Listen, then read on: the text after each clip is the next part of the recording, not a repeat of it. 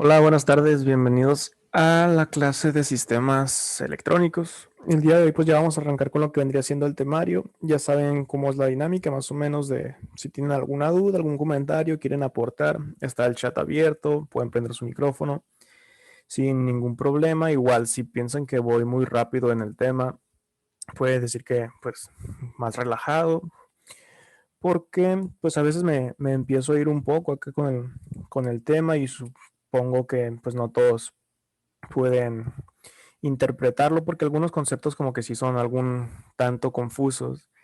En sí, esto es lo que vendríamos viendo en la unidad uno, lo que están viendo aquí, que ya estuvimos en esta diapositiva el día de ayer, pero para comprender mejor estos 7 puntos que tenemos aquí, agregué como que subtemas. La mayoría de estos subtemas en sí tendrían que haberlo visto en alguna clase pasada, pero de todas maneras yo lo agrego no porque quiera meterles más trabajo, sino para que entiendan un poco mejor los conceptos. Entonces vamos a meter prácticamente todos estos de aquí del lado derecho, que vendría siendo desde materiales conductores hasta lo que vendría siendo tipos de semiconductores. Esto, básicamente, a ver aquí cómo lo puedo subrayar. Básicamente todos estos puntos que agregué van a ser de el punto 1.1, introducción a los elementos de electrónica básica, para pues no estar batallando más adelante. De igual manera, pues no les caería mal un repaso general de esto. Si ya lo vieron, pues se les va a facilitar. Si no lo vieron, pues de igual manera se les va a facilitar. No vamos a profundizar mucho, vamos a dar ejemplos, cómo funciona, porque si les aviento de golpe lo que vendría siendo los temas, puede que si los voy entendiendo, no sé por qué pasa eso, pero si los voy entendiendo, entonces de una vez vamos a aclarar esas dudas iniciales. Y como les comento, aunque se vea bastante información, bastante texto, al menos en esta sección, pues no es como que lo vayamos a leer, sino que se los voy a ir explicando de una manera un poco más sencilla y voy a tratar de resumirlo. Primero, para entender qué son los diodos, que es lo que vamos en el punto 1, pues tenemos que ver qué es un semiconductor, pero para saber qué es un semiconductor hay que regresarnos un poco más, qué es un material conductor. Y esta materia está curada por eso mismo, de que vamos a empezar prácticamente desde el inicio, desde qué es la electricidad y al final vamos a estar viendo como qué es una computadora. O sea, entonces como que vamos a ir escalando muy rápido. Entonces, materiales conductores. Vamos a ver el ejemplo del material en específico del cobre. Lo que están viendo del lado derecho en la figura es lo que vendría siendo un átomo de cobre. Cada tipo de átomo pues tiene su distinta configuración. En este caso es un átomo que está en equilibrio, que está equilibrado, que quiere decir que ni es más positivo ni es más negativo, tiene cargas pues iguales. En este punto, las cargas positivas son los protones. El material del cobre cuenta con 29 protones, o sea, 29 cargas positivas. ¿Dónde se encuentran estas cargas positivas? Se encuentran en el núcleo, en la parte central, en medio, pues, de lo que vendría siendo el átomo. No solamente se encuentran los protones ahí en el núcleo, también se encuentran, pues, los neutrones, las cargas neutras. En cambio, pues, el resto de cargas, como estamos hablando de cobre, y es equilibrado, pues tenemos que tener la misma cantidad de cargas negativas. ¿Quiénes son las cargas negativas? Los electrones. Estos colores los voy a estar utilizando bastante. El rojo para el positivo y el azul para el negativo, hablando de cargas. Entonces, hasta este momento ya tenemos positivo, protones, negativo, electrones. Esto un poco más adelante va a cambiar. ¿Por qué? Pues para eso es esta explicación, porque más adelante se pueden llegar a confundir con algunos conceptos. Total. Los electrones son los únicos que no se encuentran dentro del núcleo, no están en la parte central. Como pueden ver, están divididos en distintas capas. Estas capas pues dependen del material. En este caso tenemos lo que vendría siendo una, dos, tres y cuatro capas. También no solamente se les puede llamar capas, se les puede llamar órbitas, así como los planetas, prácticamente es Es la misma idea. Está la parte central, que es el Sol, que es el núcleo. En el Sol están los protones, están los neutrones y alrededor están los planetas, que vendrían siendo pues los electrones. En este caso, ¿qué es lo que podemos ver? Hay distintos niveles de capas o órbitas y en cada una de ellas pues hay distintos niveles de distinta cantidad de electrones, no es que todos estén en una sola. Entonces aquí tenemos lo que vendrían siendo 2, 8, 18 y hasta este momento pues tenemos un total de 28 electrones. Y por último, en la última capa, en la capa más externa, está pues el electrón que nos hace falta para en total tener nuestros 29. ¿Por qué los puse de manera separada? Porque esta capa, la última órbita, es la que nos va a interesar a nosotros. Ahorita estamos viendo prácticamente como si le hubiéramos hecho mucho zoom en una imagen y estamos viendo lo más pequeñito que se puede. Luego, ya que entendamos, ok, ahí adentro están estas cosas, pues nos empezamos a alejar porque ya sabemos que hay ahí adentro. Entonces, ¿qué es lo que está pasando con estos electrones? Pues tal cual, como si fueran planetas, están girando alrededor de lo que vendría siendo el núcleo de las cargas positivas. Y a partir de aquí vamos a hacer algo que nos va a ser muy útil de aquí en adelante, que es la ley de cargas. No es muy complicada, creo que todo el mundo la conoce. ¿Y qué dice la ley de cargas? Los opuestos pues se van a atraer y cargas iguales se van a repeler. O sea, positivo con positivo, negativo con negativo, se repelen. Y cargas pues contrarias, positivo con negativo o viceversa, pues se van a estar atrayendo. ¿Quién es positivo en este momento? Los protones. ¿Quién es negativo? Los electrones. Entonces, ¿qué es lo que está pasando? Como la carga positiva está en medio, los electrones van a ser atraídos hacia ellos. Pero recuerden que al igual que en los planetas, los electrones están girando, se están moviendo. Es por eso mismo que no se están yendo pues directamente hacia acá. Si quieren juntarse con las partes positivas, de cuenta este electrón si se quiere venir para acá, pero como él está girando, pues hay otra fuerza, entonces se mantiene en equilibrio, ni se sale de su órbita por la atracción que está haciendo el núcleo, ni se junta con el núcleo por la fuerza centrífuga que está haciendo su movimiento de rotación. ¿Qué es lo que pasa? Pues este que está más cerquita está siendo más atraído con más fuerza que este de acá. Igual está siendo atraído, pero no tan fuerte. Lo mismo pasa con este, está siendo atraído, pero pues no tan fuerte como el más cercano. Y ahí es donde entra este electrón que tenemos acá. Como está en la última capa, es el que tiene menor atracción hacia el núcleo. Sí está siendo atraído por la ley de cargas, pero no tan fuerte como los demás, es el que está más lejano, por lo tanto pues le llega menos atracción. Y esa característica es la que a nosotros nos va a interesar. El más lejano es atraído con menos fuerza, por lo tanto ahí es donde se encuentra la parte clave de todo esto. Vamos a ir resumiéndolo. No nos interesa ya todos los de adentro. Ya sabemos que hay 28 más el externo. Entonces, ¿por qué le dejamos de poner atención? Porque nos vamos a enfocar en este de acá afuera simplemente. Entonces, ¿qué es lo que se hace en esta sección? Empezamos a llamarlo la parte interna. ¿Qué es lo que hay en la parte interna? Básicamente, aquí voy a empezar a borrar un poco. Lo que hay en la parte interna es todas las capas que no nos interesan, o sea, todas las capas que no es la última, y hacemos esa suma. ¿Qué suma? Pues tenemos el más 29 aquí adentro, positivo, y tenemos 28 electrones ahí dándole vuelta. Total nos queda una carga positiva de un más 1. Entonces ese es el más 1 que tenemos aquí adentro. Ya sabemos que acá tenemos el electrón que no hemos tocado absolutamente para nada, porque ese sí nos interesa, ese no lo vamos a estar escondiendo. ¿Por qué nos interesa?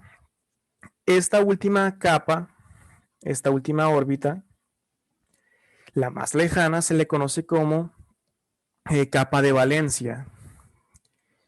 Ahora vamos a limpiar aquí y vamos a recorrer este para acá para tener un poco más de espacio. ¿Por qué es tan importante? Vuelve. Esta capa de valencia, porque es la que nos va a decir qué material es de qué tipo. Si es un conductor, si es un semiconductor, si es un aislante. Capa de valencia u órbita de valencia, como quieran, es la misma. Y al electrón o los electrones que se encuentren en esa capa, que en este caso es solamente uno, se le conoce pues como electrón de valencia.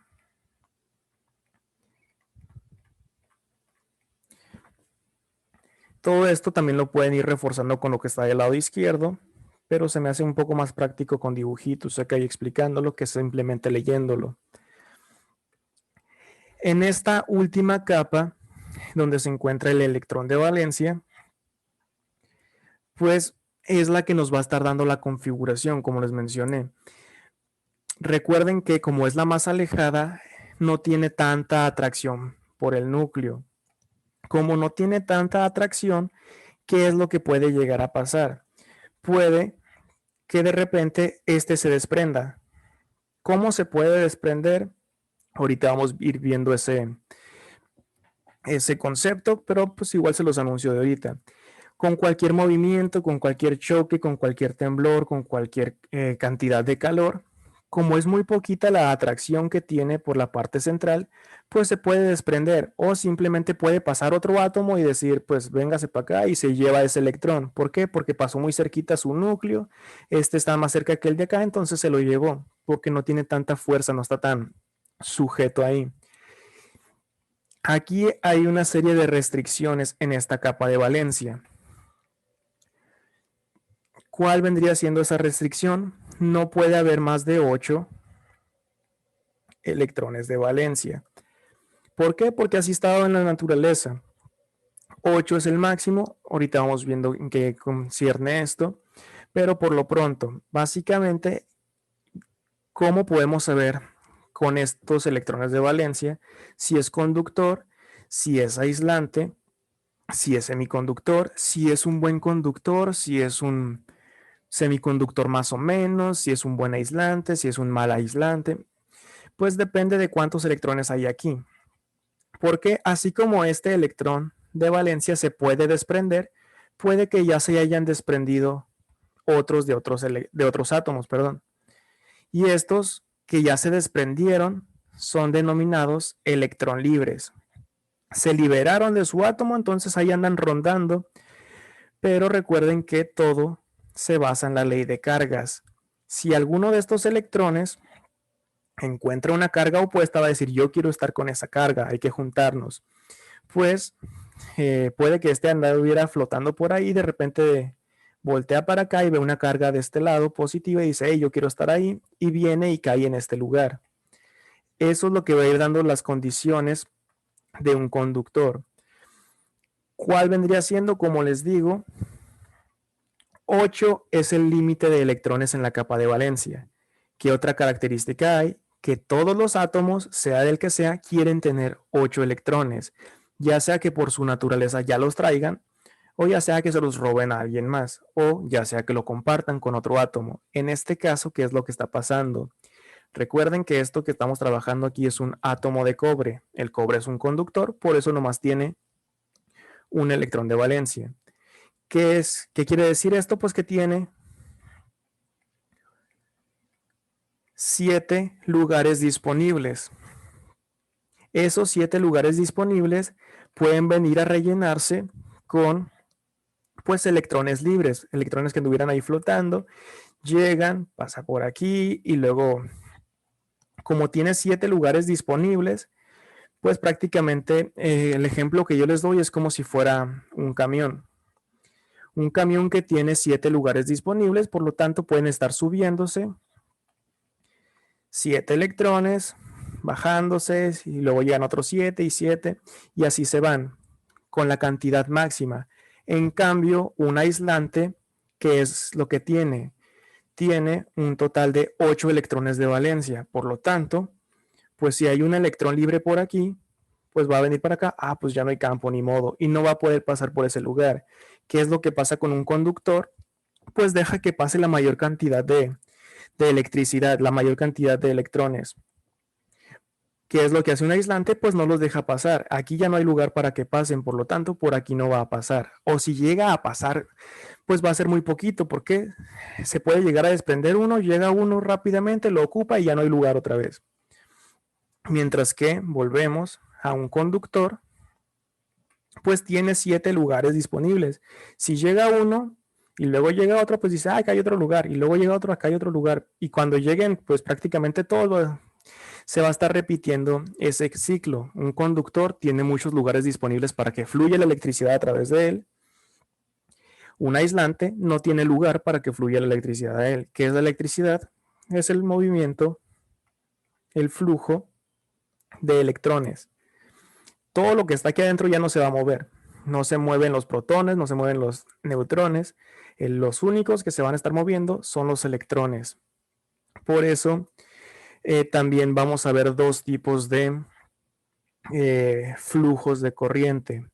Casi siempre cuando nosotros vemos electricidad o cualquier término, decimos, pues el positivo y el negativo. Y decimos, este se está moviendo así, la electricidad está fluyendo de este lado, de positivo a negativo. Cuando eso no es verdad, ¿qué es lo que está pasando? El negativo es el que se mueve al positivo. O sea, el electrón que andaba volando se quiere acercar hacia el positivo de aquí. Ahorita todavía no tiene mucho sentido porque estamos viendo un solo átomo. Es como, ¿dónde está el flujo de electrones? Nomás estoy viendo que llega alguien y se va otro, y llega y se va. Pero ya cuando los fusionemos, pues vamos a estar viendo que va a ir brincando de átomo en átomo. Aquí hay un lugar, acá hay otro, y así se está moviendo pues vaya los electrones, y ese movimiento de electrones es la que nosotros conocemos como electricidad. Si fuera un material aislante, pues estaría el electrón aquí, que lo vamos a llamar como electricidad para no estar batallando. Y digamos que llegamos con este y aquí hay un material aislante, viene la electricidad, no hay lugar, pues entonces no me voy para allá, voy a buscar otra parte donde estar, otro camino más sencillo que pueda esperar, en lugar de estar esperando que se desocupe un espacio aquí, y luego acá, y luego acá, y luego acá. Es un lugar muy complicado, entonces esto es algo que sí quiero que recuerden, es muy importante y les va a estar ayudando bastante. La electricidad siempre se va a ir por el camino más fácil. Es como el agua.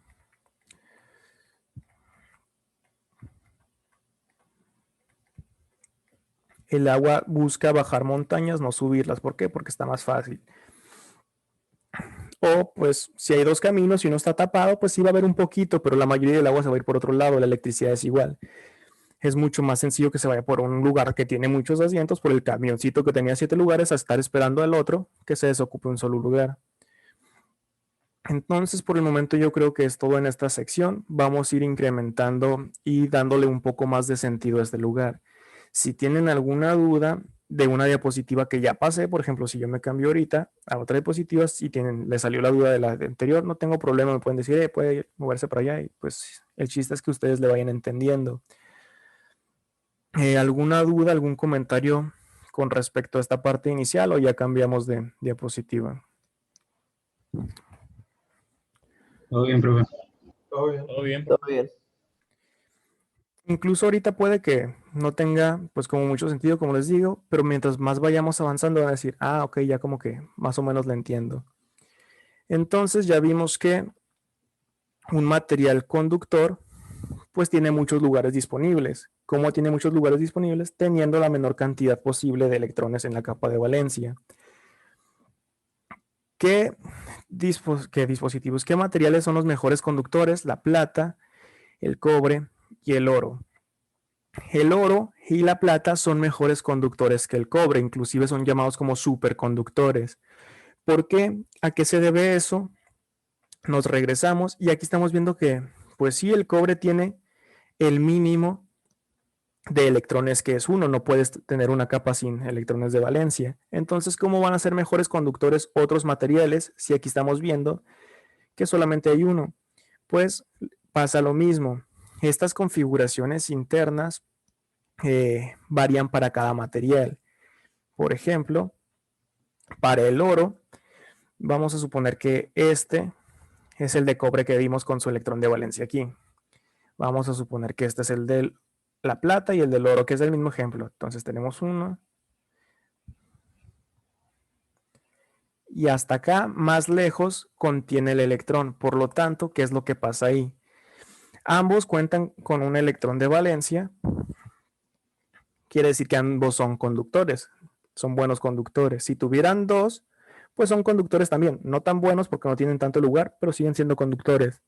¿Por qué el oro y la plata es mejor que el cobre? Básicamente porque recuerden que aquí hay una atracción muy pequeña porque están alejados. ¿Qué quiere decir? Que este electrón se puede arrancar muy fácil, y si se arranca muy fácil va a haber otro lugar disponible, el cual va a estar llegando y va a estar fluyendo. Ahora, entre el núcleo y este electrón de valencia están más separados, están más lejanos. Por lo tanto, es mucho más fácil arrancar este electrón de valencia que este de acá. ¿Por qué? Porque hay menos atracción.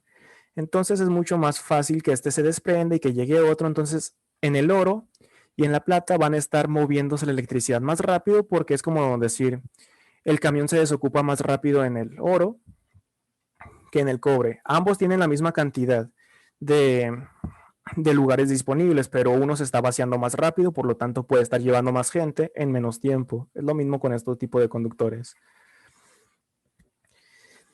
Ahora pues vimos que los conductores, ya hablamos de por qué uno es mejor que otro, cuentan con un electrón de valencia. Los aislantes cuentan con 8 electrones de valencia, que es el máximo que pueden tener. Lo mismo pasaría con cuál es un mejor aislante que el otro. Pues ahora vendría siendo tener 8 electrones de valencia y que estén más cerquitas al núcleo. ¿Para qué? Para que estén más apretados, que tengan más atracción y sea más difícil que se desprenda alguien por ahí. Si es más difícil que alguien se desprenda, pues nadie va a cruzar por ahí. Pero a nosotros nos interesa que saber qué es un semiconductor. Si un conductor cuenta con 1, si un aislante cuenta con 8, pues ¿cuánto tiene un semiconductor? Pues un punto intermedio, porque es mitad aislante y mitad conductor. Por lo tanto, estos cuentan con 4 electrones de valencia. No necesariamente tienen que tener 1, 8 y 4. Si alguien tiene 3, pues vendría siendo un semiconductor. No tan bueno, pero a fin de cuentas es un semiconductor. Si tiene 5, pasa lo mismo. Ahorita vamos a ver un ejemplo más pequeño de ese. Hay dos tipos de, bueno, hay más, pero vamos a dar el ejemplo de 2 para tener una comparativa. De semiconductores, el germanio, que era el más utilizado anteriormente, hoy en día también se utiliza, pero no tanto. Es un semiconductor, tiene 4 electrones en su capa de valencia, entonces tiene las características perfectas para convertirse en este material. Ni muy conductor, ni muy aislante. Antes era el más utilizado, hoy en día ya no tanto. ¿Por qué? Porque presenta una desventaja frente a otro material. Esta desventaja vamos a hablar de ella un poco más adelante, pero recuérdenla. Su excesiva corriente inversa. Ahorita no van a entender esto, pero de igual manera lo estoy subrayando porque podemos regresar a checar esto. Entonces, si el germanio ya no se utiliza tanto, ¿quién vino a cambiar a mandarlo a la banca? Pues el silicio prácticamente. ¿Por qué el silicio? Primeramente porque es muy abundante en la tierra. Entre más abundante, más barato. Entonces es la primera ventaja. Segunda ventaja, el silicio no cuenta con esta desventaja, no cuenta con la corriente inversa excesiva. Por lo tanto, si el silicio es barato y no tiene esa desventaja, pues hay que usar ese. Claro que el germanio también tiene sus ventajas, las cuales van a empezar a tener un poco más de sentido más adelante, pero de igual manera, en el momento simplemente las menciono y ya cuando lleguemos a esa parte, hey, ¿se acuerdan que les dije la segunda clase? Ah, pues ahí vamos a ver. Este átomo de la derecha es de un átomo de silicio, que es lo que vemos, tiene 14 protones, por lo tanto, como es una carga neutra, también tiene que haber 14 electrones, 2, 8 y 4 en la última capa. La última capa es la de valencia, entonces es la que nos interesa. Sumamos todo lo de aquí, tenemos 14 menos 10, pues nos queda un total de 4. Y ya no volvemos a fijarnos en esto. ¿Por qué? Porque aquí ya tenemos las características necesarias. Total, estamos viendo que es un buen material semiconductor por esta característica, 4 electrones de valencia. Vamos a hacer la comparativa de lo que vendría siendo silicio y germanio. El germanio pues tiene más capas, ¿por qué? Pues porque tiene más protones internamente. Si tiene más protones internamente, tiene más electrones externamente. Si tiene más electrones externamente, va a haber más órbitas. Si tiene más órbitas, la capa de valencia va a estar más alejada. Si está más alejada, es más sencillo que se desprenda pues los electrones de valencia. Esa es la ventaja del germanio. Es más fácil hacerlo funcionar como un conductor. ¿Por qué? Porque es más fácil arrancar los electrones que están más lejos de la atracción. Pero igual presenta su desventaja. Entonces, está el de silicio. Aquí abajo está otra comparativa de otros dos materiales. El galio, que cuenta con 3 electrones de valencia, la última capa, y el arsénico, que cuenta con 5. Son semiconductores igual, no tan buenos, pero hay una manera de solucionar esto. ¿Cómo? Ahorita la mencionamos, no nos va a importar mucho, pero por si tenían curiosidad, ahorita vemos qué pasa con ello. Entonces ya vimos material conductor, aislante por default, porque es lo contrario, y semiconductor. Pero los hemos visto de manera individual. Ya solamente vamos a hablar de semiconductores, entonces vamos a seguir trabajando con nuestro átomo, que es el de silicio. Cuando... Entonces, ¿Sí? perdón, podría decirse como que hay un rango, ¿no? Por ejemplo, de 1 a 2 sería como un conductor, ya de 3 a 5 puede decirse semiconductor, y después ya, no sé, antes o no es como que debe haber así un rango, podría decir. O sea, puede ser Pues, de que con tres electrones pueda ser igual un conductor, pues bien, o a fuerza de ser semiconductor. pues es que depende de la perspectiva, porque si tú trabajas con un semiconductor, lo puedes utilizar como un conductor. No va a ser tan bueno, inclusive lo puedes llamar como alguien que tiene 6 electrones de valencia, pues decir, es un conductor muy malo. Pero a fin de cuentas es mejor decir, pues es un aislante no tan bueno, que es prácticamente lo mismo, es como depende de la perspectiva. Pero pues, ajá, o no es ni bueno ni malo, entonces ya depende cómo lo vayas viendo. Sí, pues más que nada depende de la perspectiva, si tú lo quieres ver como un muy mal conductor o si lo quieres ver como un aislante y viceversa. O como bueno, son 3 opciones, tú decides cómo lo vas a llamar. Está bien, muchas gracias. No de nada.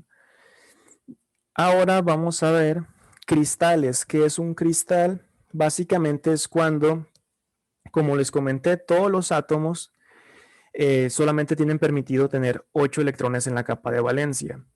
Si no están en su naturaleza, como el conductor, el material conductor, como en este caso que vamos a seguir hablando de semiconductores, si no está en su naturaleza, va a buscar ya sea robarle a otro átomo, encontrar electrones libres o hacer cristales. ¿Qué es hacer un cristal? Es bastante sencillo, prácticamente. Aquí nos vamos a enfocar en el átomo de en medio. ¿Y qué es lo que está haciendo este átomo de aquí en medio? Este cuenta con sus 4 electrones de valencia, pero todos los materiales, perdón, todos los átomos quieren tener 8. Por lo tanto, ¿qué es lo que está haciendo este? No se los pudo arrancar a los otros átomos. ¿Qué es lo que están haciendo? Ah, pues préstamelos. Así yo tengo uno extra y tú tienes otro extra. No necesariamente tienen que estar como que es mío y ya. Entonces, un cristal de silicio vendría siendo eso. Vamos a compartir nuestros electrones de valencia. ¿Para qué? Pues para que todos tengamos 8. En este caso, aquí el Gandaya pues fue el de en medio porque ya juntó sus 8, ya no le interesa a los demás. Yo ya estoy bien, ahí se consiguen ustedes los demás. ¿Qué es lo que tendrían que hacer? Pues este se va a juntar con otro, este se va a juntar con otro y así van a empezar a hacer como tejiendo el material, ya que este pues ya tenga un tamaño más grande. Vamos a ver si tengo acá abajo. Aquí ya hay varias uniones. Este comparte estos átomos, este comparte estos. ¿Cómo se le llama a estas uniones cuando lo están compartiendo? Son enlaces covalentes, que En lo personal a mí nunca me gustó la química ni nada de eso, pero pues es necesario entender un poquito de cómo se está formando el material. Ahora básicamente, ¿qué es lo que está pasando con estas uniones, con estos cristales? Recuerden que este tiene su electrón aquí, este acá y este acá. Son sus 4 electrones de valencia. Este los tiene aquí. ¿Qué es lo que está pasando entre estos dos? El átomo de silicio de en medio le está diciendo, hey, préstamelo, no seas gacho acá. El otro le está diciendo, sí, pero préstamelo tú. Y entonces, ¿qué es lo que está pasando? Este está jalando para acá. Este está jalando para acá. Entonces, ¿qué es lo que están haciendo los dos átomos? Es como si dos personas estuvieran jalando una cuerda con la misma fuerza, porque es el mismo material, a distintos lados. ¿Qué es lo que pasa? Pues que no se van a mover, están tensados. Por eso se dice que se forma un cristal o un enlace covalente. Por eso están estas dos rayitas. Uno jala para allá, el otro jala para acá y pues nadie se mueve. Entonces prácticamente se está generando un material entre estos dos. Ahora, si el material es mucho más grande, pues quiere decir que hubo muchas de este tipo de uniones. Y esto, pues básicamente es por la configuración pues de la naturaleza, no está siendo alterada en lo más mínimo, simplemente un átomo quiere tener 8, el otro también, compartimos, todo bien. Ahora, ¿qué pasa con estos que tenían 3 y 5? Pues si yo llego con otro átomo igualito, aquí otro de galio, pues nunca vamos a llegar a un lugar correcto, porque 3, 3 y 3, y pues no va a ser completo. Pero ¿cómo puede llegar a ser un buen semiconductor? Que se hagan, pues una carita, que estos dos generen cristales entre ellos. ¿Por qué? Porque yo tengo 3, tú tienes 5, si juntamos nos da 8, y 8 está como que es el número que queremos. Entonces hay que juntarnos y ya vamos a tener nuestro material semiconductor correcto. Vamos a tener los 8 que queríamos.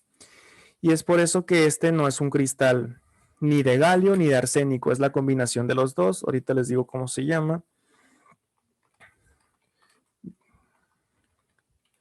Arseniro. Algo así. De galio. Entonces la combinación de los dos. Arseniuro. Ok, ya. Arseniuro de galio, que es otro tipo de semiconductor, entre los cuales pues agarraron dos materiales que no eran buenos en sí, por separado, se juntaron entre los dos y ya pues tuvieron lo que estaban buscando. Así es como se generan los materiales. Aquí ya no nos interesa hablar de la parte interna, que había aquí más capitas y así. Ya no nos va a interesar hablar ni siquiera de la parte externa, que era la parte interna y la última capa. Ahora vamos a estar viendo cristales. Como les digo, cada vez nos vamos a ir alejando un poco más de la imagen. Adentro sabemos que están los neutrones, luego los electrones que no nos interesan, luego la capa de valencia y luego juntamos dos. Y así hasta que ni siquiera lo tengamos que ver, de que, esto es un material de silicio y lo vendimos para acá. Nos vamos a ir alejando. Esto ya lo hablamos un poco, la saturación de valencia. Y aquí pues básicamente lo resumimos en esto. La última capa, la capa de valencia, siempre de cualquier material quieren tener 8 electrones, ya sea que por la naturaleza, por robar, por algo, pero siempre quieren tener 8. Eso sí, nunca pueden tener más de 8, nunca va a haber 9, nunca va a haber 10, nunca 8, hasta ahí se llega. Y a ese, cuando un átomo ya tiene esos 8, como el cristal que vimos anterior, el átomo de en medio, ya está en un estado que se llama saturación de valencia. Ya no le cabe nada más, está saturado. Ahora, aquí es donde cambian un poco pues las reglas. Ahorita veíamos a los protones como cargas positivas, los electrones como las cargas negativas, pero en estos momentos ya ni siquiera estamos alcanzando a ver a los protones, que sabemos que están en la parte del núcleo. Si vemos a los electrones de valencia, entonces este sigue jugando y a ti ya te descartamos. Entonces, si tenemos la parte negativa, ¿quién es el positivo? Ahorita vamos a ver esta parte. De manera natural, siempre que estemos por arriba de la temperatura del cero absoluto, ¿quién es el cero absoluto? Pues los grados Kelvin, o menos 273 grados centígrados, que siempre, pues al menos aquí en el planeta, siempre estamos en esa temperatura. La energía térmica, ¿qué es la energía térmica? El calor va a hacer que los átomos empiecen a vibrar.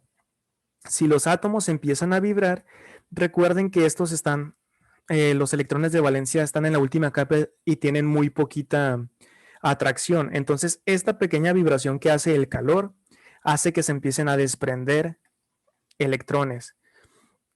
Entre más alejados estén del centro, como vimos en el germanio, que era más sencillo que el silicio, pues más fácil se van a liberar.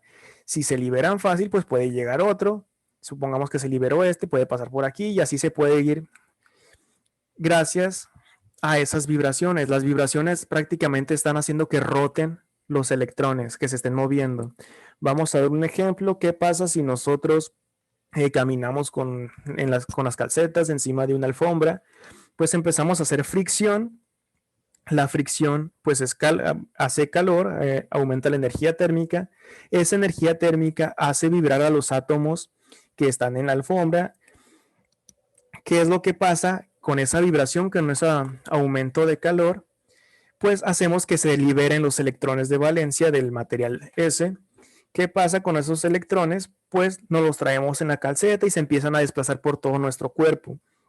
Esos electrones pues prácticamente están de manera libre en nuestro cuerpo y se están moviendo. ¿Qué pasa cuando nosotros llegamos y tocamos cualquier cosa metálica? Pues dice, el metal es mejor conductor que tú. Entonces yo me voy por ahí. ¿Por qué? Porque desde el inicio de la clase les dije, la electricidad siempre se va por el camino más fácil. Entonces nosotros tocamos cualquier cosa de metal, todos los electrones que le arrancamos a la alfombra por las vibraciones que se hicieron por el calor de la fricción, pues van a ir hacia un material conductor porque se desplazan más rápido por ahí y es cuando nos da pues toques prácticamente. Cuando un electrón es arrancado, como vimos con el ejemplo de la pantufla, de la alfombra, pues básicamente, ¿qué es lo que deja? Si aquí había un electrón y ya no está, pues deja lo que se denomina como hueco. Este hueco es muy importante. ¿Por qué? Es nuestro nuevo personaje, es nuestra nueva carga positiva. ¿Por qué es carga positiva? Básicamente, aquí antes había algo negativo, que era el electrón. Pasamos, se lo arrancamos prácticamente, y si ya no es negativo, ¿qué quiere decir? Pues es menos negativo que antes. Menos negativo, ¿qué quiere decir? Que es más positivo. Entonces el hueco es más positivo que algo negativo. Por lo tanto, ese es nuestro nuevo valor positivo. Por si no lo entienden, pues básicamente es como si tenemos en la estufa prácticamente una olla con agua caliente, o simplemente si tenemos una hornilla de la estufa prendida, pues va a estar caliente esa parte. Si quitamos prácticamente esa parte, esa hornilla, si le quitamos el fuego, pues ya no va a estar caliente. Es lo mismo con esto. Si tenemos una parte negativa aquí y es arrancada, la quitamos de ahí, pues ya no hay negativo aquí. Quiere decir que antes fue más negativo, pues ahora es más positivo. Y esos huecos, pues son prácticamente lo que vamos a estar llamando como cargas positivas. En este caso, ¿a qué se debe eso? Si nos regresamos hasta el inicio, prácticamente, ¿qué es lo que teníamos aquí? Tenemos la parte interna y acá tenemos el electrón de la parte externa. Si nosotros, otra vez, mismo ejemplo, pasamos con las calcetas y arrancamos este electrón, supongamos que este ya no está, pues ahora este átomo es más positivo. ¿Por qué? Porque antes cuando estaba era 1 menos 1, pues 0, carga neutra. Pero como le arrancamos este, pues ahora es una carga positiva. ¿Por qué? Porque aquí hay un hueco. Entonces el hueco hizo que fuera un átomo positivo esto. Cuando el átomo es positivo, se le conoce como un ion positivo. En cambio, pues aquí tenemos este electrón. ¿Qué pasa si llega otro electrón aquí? Pues tenemos un 1 positivo, menos 1, menos 1. Por lo tanto, si hacemos esa suma, nos va a tocar nos va a dar como resultado pues -1. Este con este se cancela y queda ese -1. Eso es un ion negativo. Básicamente es lo que vamos a estar viendo de aquí en adelante. Los protones dejan de ser las cargas positivas, van a ser los huecos. ¿Por qué los huecos? Porque no son negativos, así de sencillo. Y aquí ya vamos a empezar a poder ver ese movimiento. Cualquier electrón libre que ande por ahí puede llegar y tomar este lugar. Siempre van a ser la misma cantidad de huecos y de electrones libres. ¿Por qué? Porque si existe un hueco es porque se fue un electrón. Y si se fue un electrón, pues dejó un hueco. Entonces siempre son la misma cantidad. Aquí con este siguiente recombinación y tiempo de vida, pues vendría siendo ya ver lo que se conoce como el flujo de corriente, un poco de esos términos. Aquí está lo que les decía, mismo número de electrones libres y huecos, pero lo que nos interesa a nosotros son estos 3 puntos. Por efecto del calor pueden crearse electrones libres y si se crean electrones libres, pues se crean huecos. No solamente en el átomo que nosotros estamos pasando, también está sucediendo pues en el resto de componentes. Mientras haya energía térmica, mientras haya calor por encima del grado Kelvin, pues se van a estar moviendo los electrones, se van a estar soltando, se van a estar juntando otra vez. Por lo tanto, no porque este se haya ido de aquí, tiene que ser el mismo el que va a regresar. Puede que haya otro libre y llegue, aquí hay un lugar, aquí me estaciono. Entonces están en constante movimiento. ¿Cuál vendría siendo la corriente eléctrica, la electricidad? Pues imaginemos que aquí había un electrón libre y llega y dice, aquí hay un lugar. Entonces se pone de este lugar. Supongamos que por el mismo calor se desprende este. Y por el mismo calor dice, pues aquí vuelvo a caer. Y luego se desprende este porque es muy rápido, siempre está en movimiento y pues ahorita que estamos en temperaturas pues mucho más elevadas a ese, pues prácticamente se están mueve y mueve todos los electrones. Este llega, se va, llega, se va, llega, se va. Entonces, este viene para acá y luego se brinca para acá y luego para acá y luego va a ir buscando todos los lugares disponibles. Si fuera un material conductor, pues fuera mucho más rápido porque tuviera muchos lugares a donde moverse.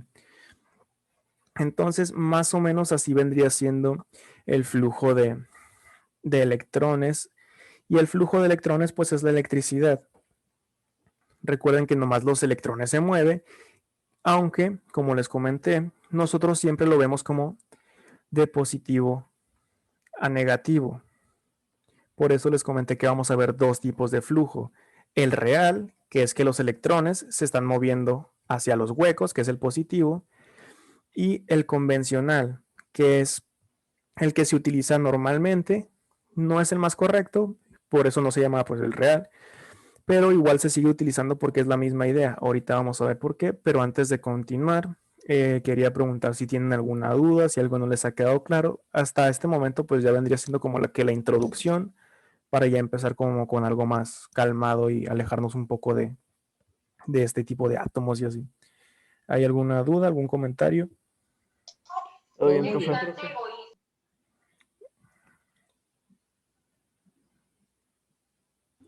Todo bien, bro. Está Muy claro, profe. Profe, eso que dijo que los electrones fluyen de negativo a positivo y que se suele usar de positivo a negativo. Sí. Ya lo había escuchado antes, pero me quedó la duda de, o sea, ¿cuál es lo que afecta a un circuito eléctrico? ¿Fluyen de negativo a positivo o a la inversa?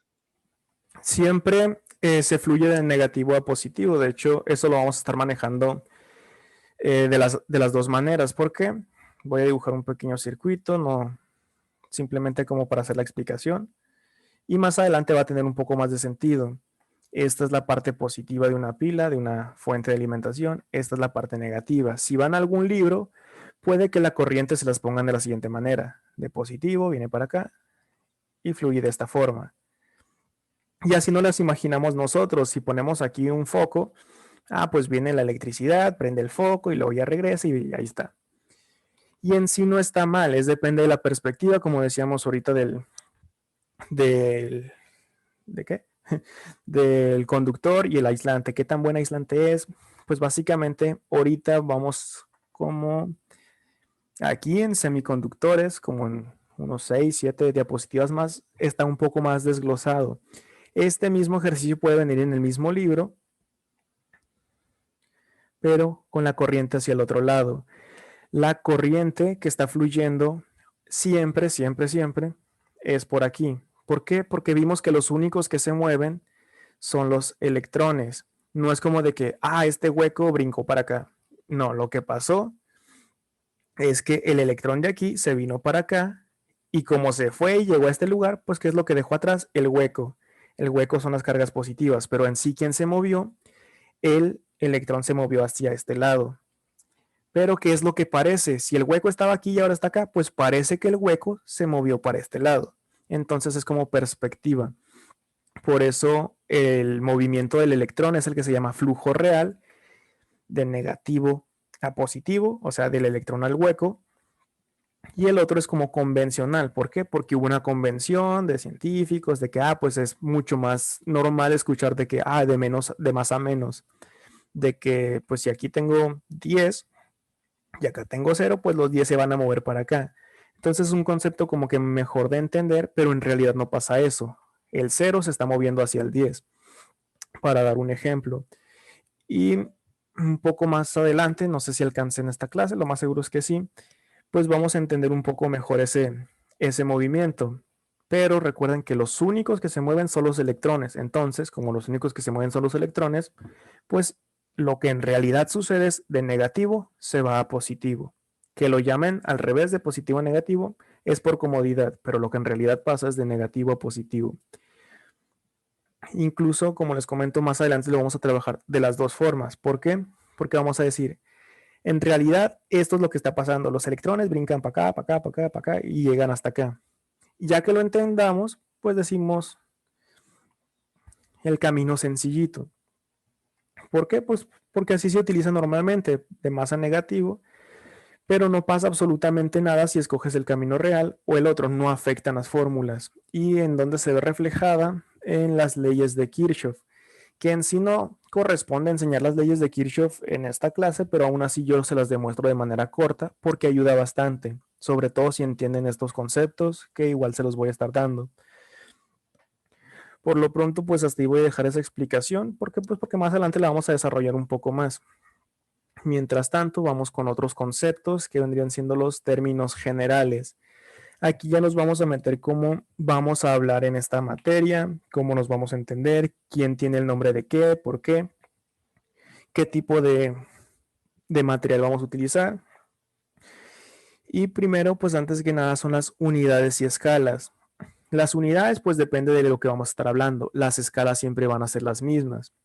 Aquí yo tengo esta tabla que si la saben manejar o si ya saben en qué es un kilo, qué es un mega, qué es giga, qué es tera, qué es mili, qué es micro, no van a batallar mucho. Es mera presentación. Porque imagínense que en lugar de decirles tengo un disco duro de 2 teras, en lugar de decirles tengo un disco duro de 2 teras, pues decirle tengo un disco duro de 2000 millones de bytes. Pues suena como que mucho más complicado esto. Estoy diciendo lo mismo, pero aquí es mucho más fácil decir tengo un disco duro de 2 teras a decir tengo uno de 2000 millones. Entonces, no sé si es la conversión correcta porque lo estoy diciendo como ejemplo, pero igual es la misma idea. Es mucho más sencillo decir, no, pues que Tucson está a 500 kilómetros. A decir, no, pues que Tucson está a 500,000 kilómetros. Estamos diciendo exactamente lo mismo, pero una forma más comprimida de decirlo, y estos son muy utilizados. Al menos, les recomiendo que se aprendan 3 para arriba y 3 para abajo. ¿Por qué? Megas los vamos a estar utilizando en resistencias, kilos también, giga no tanto, pero puede que llegue a utilizar. Y para abajo es más común. Mili, de miliamperes, microamperes, microfaradios, nanofaradios, picofaradios, son términos que siempre van a estar utilizando. Entonces sí es algo que les recomiendo que sepan utilizar y sobre todo hacer conversiones. En sí no es muy batalloso una vez que ya lo empiezan a utilizar y se van a estar ahorrando mucho tiempo. Si aún no están tan familiarizados, les recomiendo que repasen un poquito y lo pueden comprobar con esta tabla en específico. ¿Por qué? Porque tenía otras cosas, pero la diseñé. Puede que en algunas tablas los submúltiplos estén arriba y así. Entonces les recomiendo que utilicen esta porque funciona con esta oración.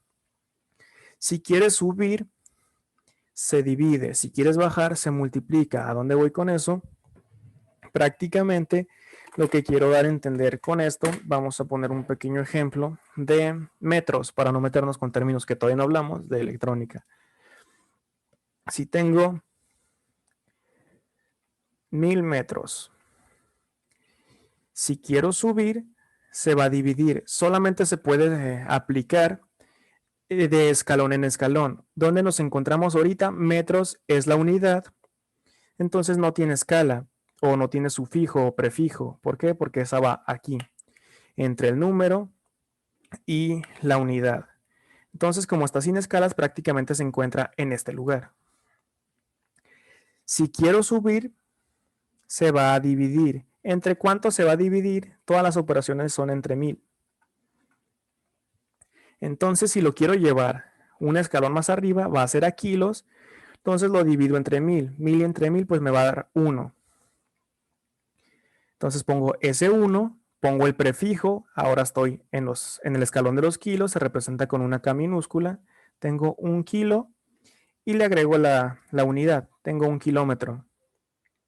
Si quiero subir otro escalón, pues repetimos. Subo. Como estoy subiendo, se va a dividir entre 1000. 1 entre 1000 me da un total de, a ver, otro color, 0.001. Ya no pongo la K porque ya no estoy en el escalón de kilos, ahora estoy en el escalón de megas. Se utiliza una M mayúscula, mega. ¿Y qué unidad estoy hablando? Metros. Estos tres valen lo mismo. ¿Cuál vendría siendo el más cómodo de decir? Pues 1 kilómetro. Si digo 1000 metros es lo mismo, pero pues está más fácil representar 1 kilómetro. Es exactamente lo mismo si vamos hacia abajo.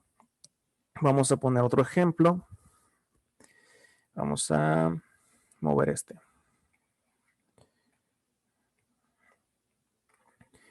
Supongamos que tenemos 0. Es más, vamos a decir que tenemos 1 ampere, que este ya es término que vamos a estar utilizando.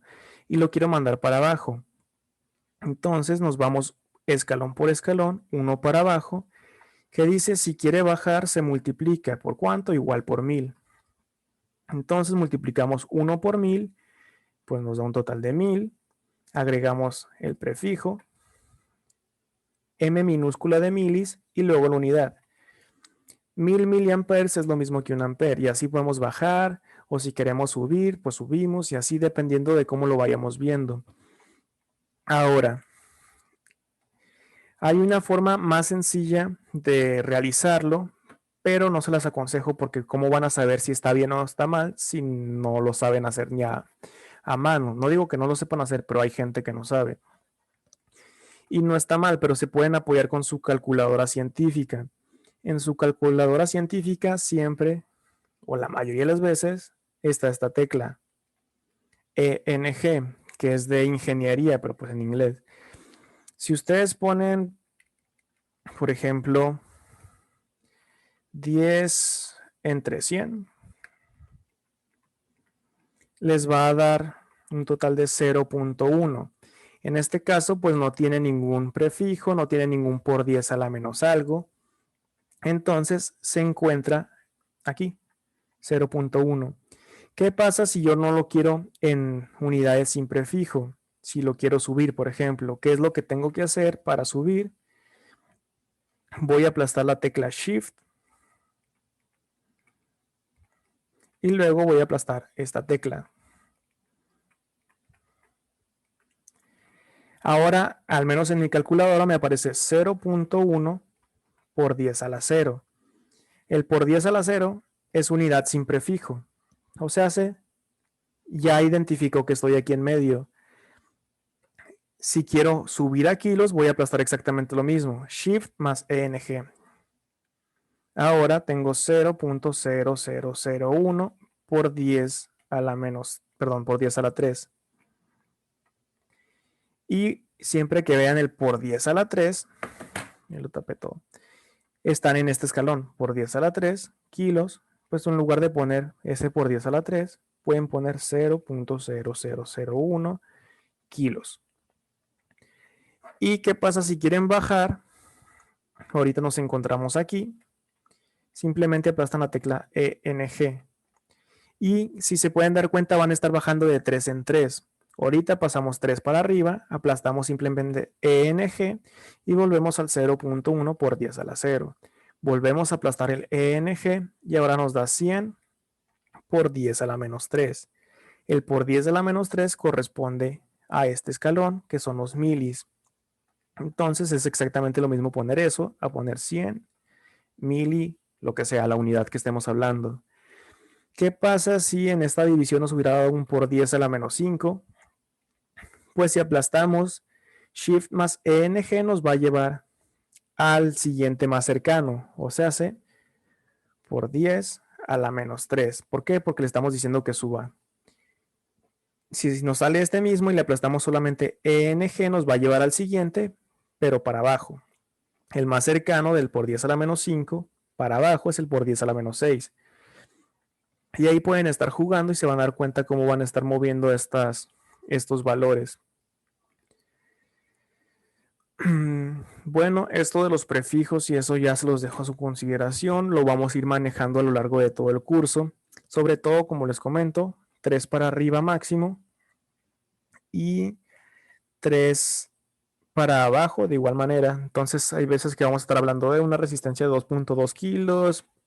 ¿Cuánto es la corriente? No, pues que 0.55 miliamperes. De cuánto es el capacitor de 100 microfaradios. Y así pues para que sepan de lo que estamos hablando en sí. Por eso es uno de los términos generales que vamos a estar manejando de aquí en adelante. ¿Qué otras palabras vamos a estar escuchando mucho? Las cargas. Estas ya las hablamos en la introducción. Hay dos tipos de cargas, la positiva y la negativa.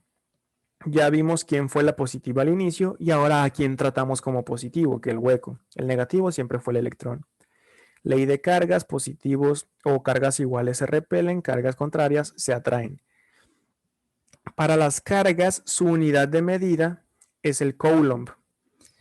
En sí, las cargas que vendrían siendo los electrones, las cargas negativas, pero como vendría siendo un número tan grande, hablar de que cuántos electrones brincaron de un átomo a otro, pues lo comprimimos en la palabra coulomb. ¿Por qué? Porque aquí vendría siendo un número por 10 como a la 24, o sea, hace un número bien grande. Y ni modo que cada vez que hagamos una expresión estemos utilizando ese número gigante. Mejor lo llamamos coulomb y el coulomb pues ya tiene su valor por default. En lugar de decir, hey, pasaron 100,000 millones de electrones, decimos, pasó un coulomb. Prácticamente es como decirlo comprimido. Se denomina con una C y en sí no lo vamos a estar viendo tanto el coulomb. Entonces, ¿para qué se los explique? Porque el coulomb va dentro del siguiente. El siguiente sí lo vamos a estar utilizando bastante, que son los amperes. Corriente eléctrica. Ya sabemos que es corriente eléctrica y hay muchas formas de que se los puedan explicar. Ustedes simplemente recuerden que la corriente eléctrica, corriente así como el agua, es el flujo. ¿En qué cambia? En lugar de decir corriente de agua, corriente eléctrica. ¿Qué es la electricidad? El flujo de electrones. Entonces, siempre que les pregunten qué es la intensidad de corriente, qué es la corriente eléctrica, es el flujo de electrones. El resto es para rellenarlo y que sea más bonito. Pero si ustedes dicen esto, pues ya está correcta la respuesta. ¿Qué pasa a través de un conductor o de un semiconductor en un determinado tiempo? Está bien, pero mientras ustedes recuerden que es el flujo de electrones, con eso les va a bastar. La unidad de medida de la corriente eléctrica es el ampere, el amperio también conocida.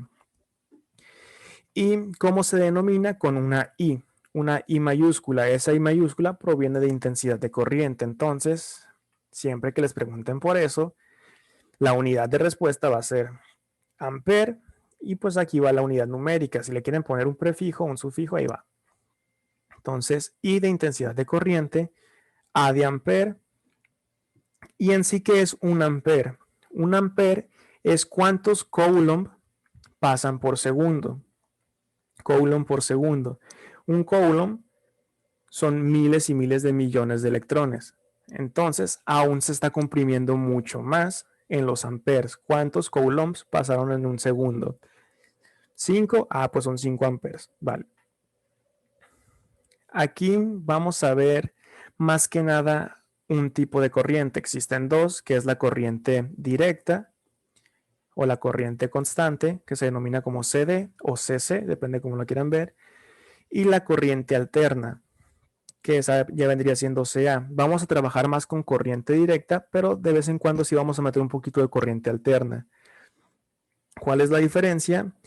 Recuerden que estamos hablando de cuántos coulomb pasan en un segundo. Por lo tanto, la corriente directa, pues en un segundo pasó esta cantidad continuamente. Nunca se vio alterada, mientras que en la corriente alterna, en un segundo, pues estuvo alternando el valor. Esa es la diferencia entre corriente directa y alterna, que una se mantiene constante y la otra va a estar cambiando, va a estar alternando.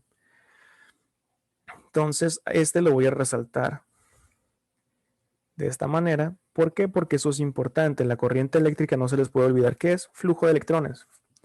3 palabras. Tensión, voltaje y diferencial de potencial.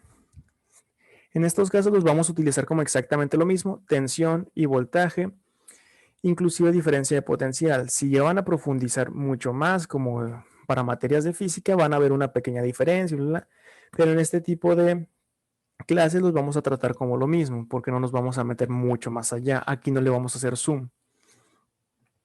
Si lo leemos, el voltaje es la presión que ejerce una fuente de suministro. Son palabras que se les va a olvidar. Si les preguntan por tensión, por voltaje, recuerden que es la fuerza. Si quieren ser más exacto, fuerza electromotriz. Vamos a verlo como, este es un ejemplo que doy bastante. Tenemos una casa de 1 piso, tenemos una casa de 5 pisos, tenemos una casa de 10 pisos. Hay un monito acá arriba y tiene una bola de boliche. Esa bola de boliche la va a tirar. Y ese mismo monito va a subir acá otra vez y la misma bola de boliche la va a tirar. Este monito también se volvió a subir para acá. Misma bola de boliche, no cambia absolutamente nada y la tiró. ¿Qué es lo que está pasando? ¿Dónde va a llegar con más fuerza? Es exactamente la misma bola de boliche en cada caso. No se ve alterada con nada, pero en donde sí repercute el golpe aquí, pues cada vez va a ser con más fuerza. Esa fuerza es el voltaje. Aquí vendría siendo 1 volt, que es la unidad de medida, 5 volts y 10 volts. O sea, ya vimos que la corriente eléctrica es el flujo de corriente, el flujo de electrones. El voltaje es con qué fuerza das esos electrones. Prácticamente, esta deja de ser una bola de boliche y son los electrones. Misma cantidad de electrones entregado con distinta fuerza. Por ejemplo, si ustedes quieren mover un abanico, un ventilador para computadora, pues ocupan poquito voltaje, 5 volts, por ejemplo. Si le quieren poner esos 5 volts a una turbina, pues no se va a mover. Ocupas más fuerza, ocupas más voltaje. Entonces, pues ahí es donde va a repercutir estas situaciones. Diferencia entre voltaje y corriente. ¿Quién es más peligroso? ¿Por qué? ¿Y a qué se debe? Es más peligrosa la corriente eléctrica que el voltaje. ¿Por qué? La corriente, ¿qué es lo que pasaría? Si nosotros tomamos una fuente de corriente, ¿qué es la corriente eléctrica? Es el flujo. Vamos a dibujar, no sé, otro monito aquí. Si tomamos esta fuente, todos los electrones van a fluir a través de nosotros. ¿Por qué? Porque estamos tomando una fuente con mucha corriente. Va a estar fluyendo internamente por nosotros, va a estar fluyendo. ¿Y qué es el flujo de electrones a fin de cuentas? El flujo, pues es un movimiento, está brincando de átomo en átomo. los movimientos, ¿qué es lo que generan? Generan fricción. ¿Qué es lo que genera la fricción? Genera calor. Por lo tanto, como están fluyendo miles y miles y miles de millones de electrones a través de nuestro cuerpo, pues prácticamente nos va a achicharrar, nos va a tostar internamente. Es cuando nosotros vemos en películas, en series, en lo que sea, que la gente se queda pegada, como que se queda agarrada. ¿Por qué? Porque los electrones encontraron un camino por donde moverse y ese camino somos nosotros. ¿Y qué es lo que vimos en los cristales? Pues que una vez que empiezan a moverse estos, son como dos personas jalando a distintos lados. Entonces nosotros somos la cuerda y estamos tensos, o sea, nos vamos a quedar enganchados ahí, nos vamos a quedar pegados, va a fluir a través de nosotros y pues nos va a tostar internamente. Suena gacho, pues pero para que tengan más cuidado con ese aspecto. En cambio, si hubiera sido esta una fuente de voltaje, ¿qué es lo que hubiera pasado? Llegamos nosotros, ¿qué es el voltaje? Es fuerza. Entonces, en cuanto nosotros toquemos esto, ¿qué es lo que va a pasar? Pues el monito va a salir volando. ¿Por qué? Porque hay tanta fuerza ahí que pues llegamos nosotros y pues nos aventó con tanta fuerza que tenía. Sí nos podemos romper acá de que un brazo, las piernas o lo que sea, pero chance y nos queda la cabeza funcionando o algo así, mientras que con la corriente pues nos va a quemar todo internamente, nos va a tostar y el otro nos va a aventar muy recio. Ahora, pues esa vendría siendo prácticamente la diferencia entre tensión, voltaje, diferencia potencial con la corriente eléctrica, con la intensidad de corriente. Por último, tenemos lo que vendría siendo la potencia. La potencia no es más que los dos términos juntos, es la cantidad de energía entregada o absorbida, pues prácticamente el movimiento de esta en un determinado tiempo. ¿Qué tanto intensidad de corriente te entregué y con qué tanta fuerza? Básicamente, son los dos términos juntos. La tensión nomás media la fuerza, la corriente nomás el flujo, la potencia es qué tanta fuerza estás entregando tanto flujo. Esta se denomina con una P, entonces P de potencia, va el número aquí, si le van a poner prefijo acá, y su unidad de medida son los watts. Si lo encuentran en una página en castellano, en lugar de watts, allá los llaman vatios. Usualmente, pues los vamos a estar viendo así. ¿Por qué? Porque es más fácil confundir vatios con volts que con watts. Entonces, watts, potencia, cantidad de energía entregada o absorbida. ¿Y por qué nos cobran la electricidad de nuestras casas por watts? Porque imaginemos que tenemos un chorro de turbinas, pues vamos a gastar mucho voltaje y a lo mejor poca corriente. Ahora lo vemos del otro lado, imaginemos que tenemos un chorro de microcontroladores, de distintos dispositivos que gasten corriente, pero casi nada de voltaje. Entonces mejor vamos a ver qué tanta energía le estamos entregando. Por eso nos cobran de que la potencia que estemos gastando en nuestras casas, así de que no, pues te vamos a cobrar tanto por watt o tanto watts por hora y así. Entonces en CFE nos cobran qué tanta potencia estás gastando porque va englobado tanto la tensión como la corriente. No saben ellos si estás gastando mucha corriente, si estás gastando mucha tensión, estás gastando mucha potencia. Ah, pues te vamos a cobrar caro. Y esos vendrían siendo los tres que vamos a estar viendo. Ahora vamos con la contraparte, que es la resistencia eléctrica. Estas resistencias, si lo quieren aprender con palabras sencillas, es oposición al paso de la corriente. ¿Por qué? Porque ya vimos nosotros que si dejamos que la corriente fluya libremente, va a aumentar la fricción aumenta el calor. El calor, ¿qué es lo que hace? Hace que se liberen más electrones. Si se liberan más electrones, hay más movimiento. Vamos a hacerlo como un círculo acá a la derecha. Tenemos nuestro electrón. El electrón se mueve hacia otro átomo. Este movimiento crea fricción. La fricción aumenta el calor hace que se liberen más electrones, estos electrones se van a empezar a mover, esto se vuelve fricción, la fricción se vuelve calor, el calor libera más electrones, básicamente se va a meter en un ciclo, entre más se vaya calentando nuestro dispositivo, más electrones va a soltar, entre más electrones suelte, más se va a calentar, y así se va a estar repitiendo. se liberan electrones, se calienta el dispositivo. Se calienta el dispositivo, se liberan más electrones, se liberan más electrones y así se va a estar repitiendo hasta que se queme. Por eso se dice que el calor es el peor enemigo de la electrónica. ¿Por qué? Porque entre más calor, pues más fácil que se llegue a quemar algo. ¿Qué es lo que hace la resistencia eléctrica? Este es el símbolo de la resistencia. Básicamente, viene la energía eléctrica por aquí. La resistencia, ¿qué es lo que hace? Va a tomar un poco de esa energía y la va a transformar en energía calorífica. Así se está liberando el calor por aquí. La corriente sigue su rumbo, pero pues está manteniendo estable la temperatura, porque si no ponemos la resistencia, que pasa rápido, si lo conectamos una pila sin una resistencia a un LED, pues se va a quemar rápido. ¿Por qué? Porque es a la velocidad de la luz esto. Para cuando nosotros ya caímos en cuenta, ya le dio como 50,000 vueltas y ya se quemó el LED. Entonces la resistencia es la oposición a que suceda eso. Pero pues tiene su costo. ¿Cuál vendría siendo su costo? Producen una caída de tensión entre sus terminales. ¿Qué es una caída de tensión?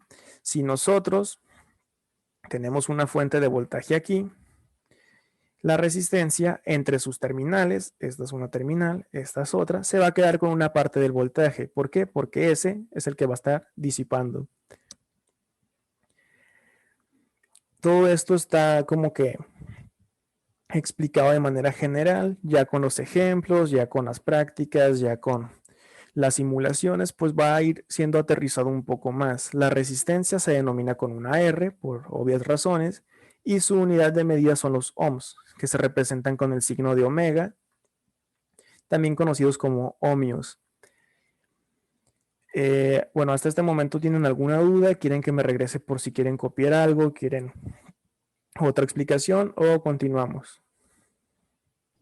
Profe, la relación, la potencia era la relación entre tensión y qué. Y corriente eléctrica. Ok, gracias.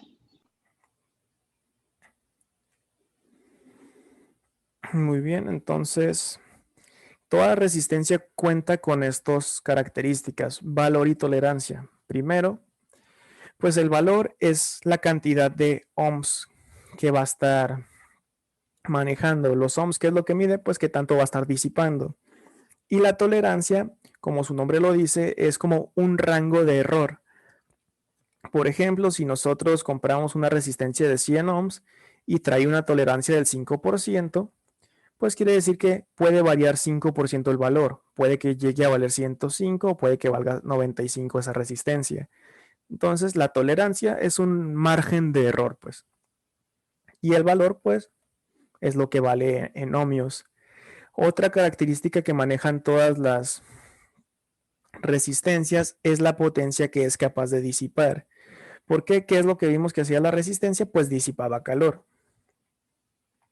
Pero si una resistencia tiene o le ponemos bastante potencia, ya sea que le pusimos mucho voltaje, le pusimos mucha corriente o muchos de los dos, pues este material puede que no esté diseñado para convertir tanta energía eléctrica a calorífica.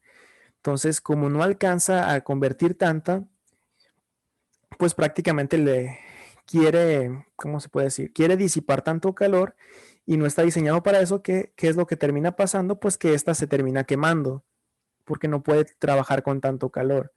Entonces, las resistencias no explotan, no salen volando, pero si le ponen mucha potencia, más de la que está diseñada, pues se va a flamear. Si llega a salir fueguito literal acá. No explota, pero sí sale fueguito. ¿Cómo se puede saber si se va a llegar a quemar o no? O lo más común es que se lleguen a calentar, pero pues es normal, que es lo que están haciendo, pues están convirtiendo energía calorífica. Pero pues lo ideal es que no lleguemos a tostarlas, no esperar a ver el fuego para decir, sí, le hubiera puesto una más grande. Entonces la potencia es la que nos va a estar diciendo. ¿Cómo? Pues nosotros, por decir algo, tenemos una fuente que nos entrega 2 watts y compramos una resistencia que aguantaba medio watt, pues desde ahí ya sabemos, pues se va a quemar. ¿Qué es lo que tenemos que hacer? Comprar al menos 2 watts o más. Si esta es una resistencia de 5 watts, pues dale, no se va a quemar porque te está diciendo que aguanta hasta 5 watts. Y es algo que siempre pasamos por desapercibido, de que si vamos a una electrónica, alguna tienda, estéreo, lo que sea, me da una resistencia de 1 kilo ohm y ya. O sea, no decimos de cuánta potencia vamos a necesitar. Usualmente trabajamos aquí en electrónica con poco valor, con poca potencia, pero de igual manera, si está fuera de medio watt y ahí en la tienda nos entregaron de 1/4 de watt y luego se quema, vamos a decir, shin, me la vendieron mal. No, pues es que nunca especificamos eso. Entonces, pues, y esto de la potencia no solo va para las resistencias. Más adelante vamos a utilizar otros componentes que tenemos que estar viendo qué tanta potencia aguanta. Los diodos, los transistores, los amplificadores, pues prácticamente todo tenemos que ver qué potencia va a aguantar. Hay 2 tipos de resistencias que son las fijas. Esas fijas pues tienen esta forma, con un código de colores para saber cuánto valen. Esas las compramos, quiero una de 100 ohms. Y ya te la dan con sus respectivos colores, para eso es el código de colores, el cual checaríamos la siguiente clase. No sé si ya lo vieron, pero de igual manera, por si sí o por si no, vamos a hacer un pequeño ejercicio para reforzar eso, sobre todo para el momento de las prácticas. Y hay un tipo de resistencia que es variable. Las resistencias variables, como su nombre lo dice, el valor, no la tolerancia, el valor puede llegar a cambiar. ¿Cómo vemos ese tipo de resistencias? Como los potenciómetros, que tienen una perillita aquí, tienen 3 patitas acá. Si nosotros lo giramos para un lado, aumenta la resistencia. Si lo giramos para el otro, disminuye la resistencia. O sea, hace que estamos variando su valor. Este es un potenciómetro y estos se encuentran prácticamente en todos lados. Antes los mouse no eran de láser, tenían una bolita. Esa bolita, ¿qué es lo que hacía? Tenía 2 potenciómetros. Si lo girábamos, si lo movíamos hacia la derecha, pues un potenciómetro se movía. Como se movía, cambiaba el valor de la resistencia y la computadora interpretaba, tiene menos resistencia, se movió para la izquierda. Tiene más resistencia, se movió por la derecha. Se movió para arriba, cambió el otro potenciómetro, se movió para arriba. O donde más vemos potenciómetros en algo tan sencillo como subir y bajar el volumen del estéreo del carro, por ejemplo. Tiene una perillita, pues esta es la perillita. Si tienen un estéreo, aquí estaría esto. Entonces prácticamente los potenciómetros ayudan bastante al momento pues son muy prácticos. Y hay más tipos de potenciómetros. Este es el normalito. Hay potenciómetros de precisión, que los pueden encontrar prácticamente como así, más o menos, como rectangulitos. Acá arriba tienen una perillita, acá abajo creo que cuentan con 4 patitas. Y estos se le conocen como de precisión o multivuelta. ¿Por qué? Porque estos potenciómetros, si los giramos así, pues va a topar acá. Si los giramos para el otro lado, topa. Mientras que estos, como su nombre lo dice, son multivueltas. Le podemos estar dando vueltas y vueltas y vueltas y vueltas para hacerlo más preciso, porque este va de 1 a 10 kilos, por ejemplo. Y le das media vuelta y ya vas como en 57. Y aquí le vas dando vueltas 57, toma, 5.7. Y mientras que estos vas más paso a paso, 1, 2, 3, 4, 5. Por eso, pues, multivueltas son más precisos. A ver, su compañero con la pregunta. Podemos juntar varias resistencias para completar la cantidad de watts que necesitamos que resistan. Pues depende. No es lo ideal, pero puede llegar que funcione. ¿Por qué? Recuerden en esta parte. Cada resistencia produce una caída de tensión entre sus terminales. Si ustedes tienen una resistencia pues solita, va a quedarse con una parte de voltaje aquí. Si ponen otra resistencia, esa resistencia se va a quedar con otra cantidad de voltaje acá. Si ponen otra resistencia, pues esta resistencia se va a quedar con otra parte de voltaje aquí, entre sus terminales. ¿Y qué es la potencia? Pues no es más que voltaje por corriente. Como bajaste el voltaje porque esta te cobró y esta te cobró voltaje, puede que sí te ayude para bajar la potencia, porque si baja el voltaje, baja la potencia. Pero, ¿quién sabe qué tanto lo hayas bajado? Si bajaste, por ejemplo, ahorita teníamos una fuente de medio watt. Y como bajaste el voltaje ahora aquí y bajaste el voltaje ahora acá, puede que ya no sea una fuente de medio watt porque estas te están cobrando. La fuente sí te va a entregar eso, pero pues va a disminuir por lo que te cuestan las resistencias. Y puede que ahora se dé un octavo de watt y sí puedas utilizarlo de esa forma, pero puede que no hayas escogido las resistencias correctas y esta te haya quedado como un tercio de watt y aún así se van a quemar todas. Entonces, por eso es importante primero hacer los cálculos, luego la simulación y luego la práctica. Vamos a hacer ejercicios de este tipo tenemos primero pues ejercicios normalitos para saber cómo sacarlo todos los valores y luego ya de que tengo este circuito, de hecho así me pasó a mí ahí en la carrera con un maestro de que nos puso un circuito bien pasado de lanza acá y ya al final de que los entregamos, después de como pues las 2 horas porque era un examen, lo entregamos y todos sacamos 0. ¿Por qué? Porque se hubiera quemado el circuito y nosotros pues no pusimos atención en esa parte. Pero pues con los meros cálculos se van a ir entendiendo todas estas partes. Puede que sí funcione así si utilizas las resistencias correctas. Puede que no funcione si escoges las resistencias incorrectas y todo esto pues lo vamos a aprender aquí. Porque el chiste o la ventaja de estar trabajando aquí con simuladores es que pues si se te quema una resistencia agarras otra del simulador y ya, pero en el laboratorio, en la práctica ya cambia, ya te cuesta dinero, ya duele.